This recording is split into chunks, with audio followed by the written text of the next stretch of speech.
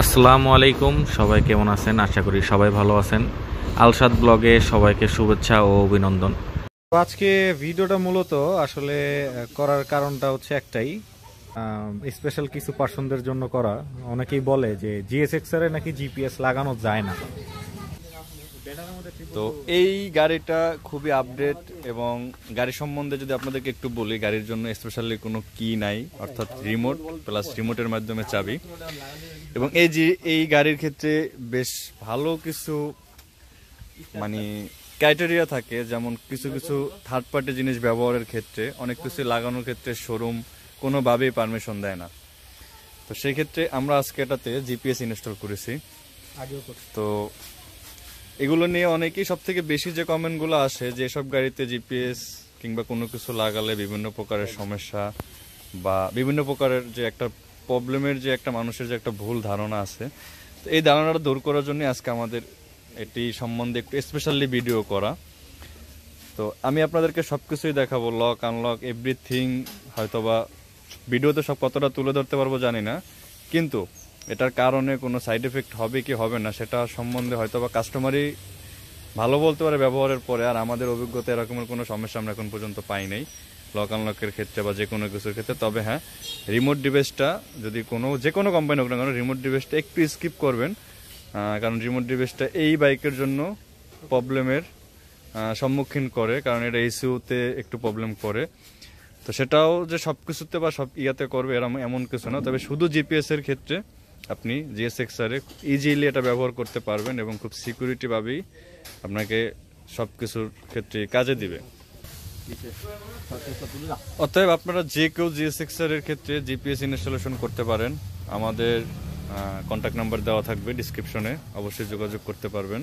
আমরা সম্পূর্ণ ডিভাইসটি খুব হাইডলিভাবে চেষ্টা করব সিকিউরিটিভাবে লাগানোর ক্ষেত্রে, এবং বাংলাদেশের প্রত্যেকটা জায়গায় আমাদের সেলস পয়েন্ট আছে। আপনার লোকেশন অনুযায়ী আমাদেরকে কমেন্ট করে জানাবেন, ওই লোকেশনে আপনার ডিভাইসটি পৌঁছে দেওয়া হবে এবং আমাদের দক্ষ টেকনিশিয়ান দ্বারা এটি ইনস্টল করে দেওয়া হবে। তো মাইনুল ভাই কাজ শেষ করুক, আপনাদেরকে আবারও দেখাবো। আমরা দেখি লাস্ট পর্যন্ত কতদূর কি দেখানো যায়। Suzuki GSXR ABS, dual channel ABS.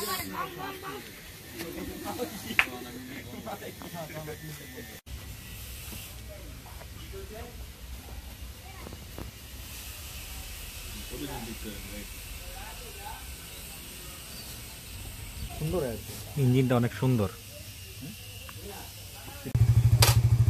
আমাদের সাদ ভাই এখন বাইকটি রানিং করবে। রানিং করার পর লাস্টে চেক করা হবে যে এটা সফটওয়্যারের মাধ্যমে বন্ধ হয় কিনা। ঠিক আছে, সফটওয়্যারের মাধ্যমে বন্ধ হওয়ার এটা প্রক্রিয়াটা আমরা এখন লাইভ দেখব।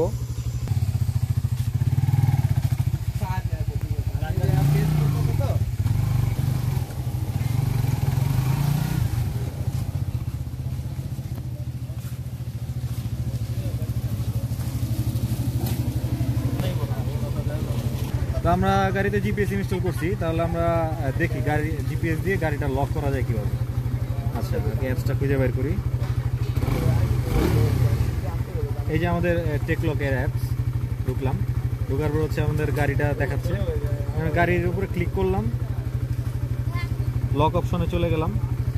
ইঞ্জিন লক আর ইঞ্জিন আনলকের একটা অপশন আছে। আমাদের গাড়ি কিন্তু ইঞ্জিন স্টার্ট আছে, ঠিক আছে। Lock, yes. পাসওয়ার্ডটা আমাদের আগে থেকে সেভ করা ছিল, দিয়ে দিলাম। ওকে, জিপিএস আছে, জিপিআরএসও আছে, এসএমএসও আছে। তো আমরা আপাতত জিপিআরএস দিয়ে ট্রাই করি। তো সাকসেসফুল লেখা চলে আসছে। গাড়ি স্টার্ট অফ হয়ে গেছে, সাকসেসফুল গাড়ি স্টার্ট অফ। আমি এখন সেলটা দেখান, সেল আমি এখন ট্রাই করেছি, বাট স্টার্ট হইতেছে না। তো এখন আমরা জিপিএস দিয়ে আনলক করব। আনলক, ইয়েস, পাসওয়ার্ড, ওকে দিলাম। ওকে, আবার আমরা জিপিআরএতে ট্রাই করব। আমাদের সর্বোচ্চ 10 সেকেন্ড থেকে সর্বোচ্চ 1 মিনিট সময় নেবে আমাদের জিপিএস দিয়ে গাড়ির লক বা আনলক করতে। আমরা একটু সময় দেই। তো আমাদের এই সাকসেসফুল হয়ে গেছে, গাড়ি ইঞ্জিন স্টার্ট হয়ে গেছে।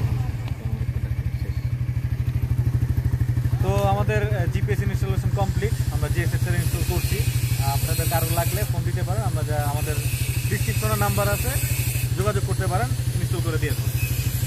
আজকে ভিডিও এখানে শেষ করতেছি। GSXR ইনস্টল করলাম, আর বাকি যতগুলা কথা সবগুলা তো মাইনুল ভাই বলেই দিল।